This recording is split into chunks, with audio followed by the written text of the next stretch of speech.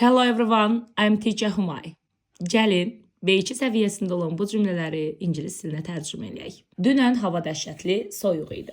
Birinci, təbii ki, mübtəda ilə başlayırıq. Mübtədamız hava. Soyuq idi, xəbər. Dəhşətli soyuq idi, təbii ki, soyuğun təyini. Dünən isə zaman zərfi. Deyək, hava, the weather.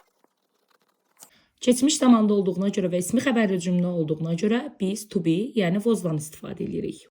Dəhşətli soyuq, terribly cold. Bir qaldı zaman zərfimiz, o da yesterday.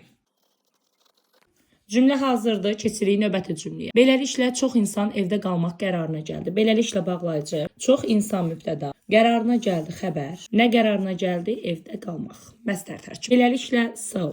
Çox insan, many people. Xəbər gəlməlidir, qərarına gəldi, decided, keçmiş zamanda V2. Evdə qalmaq, təbii ki, tərkibin içində birinci feili, sonra isə evdə sözün, yəni zərfliyi verəcək. To stay at home.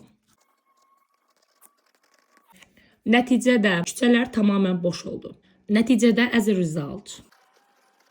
The streets. Keçmiş zamanda ismi xəbərli cümlədə təbii ki, were. Demək olar ki, boş, almost empty. Cümlələrimiz hazırdır. Səhifəni izləməyi unutmuruq. Hələlik.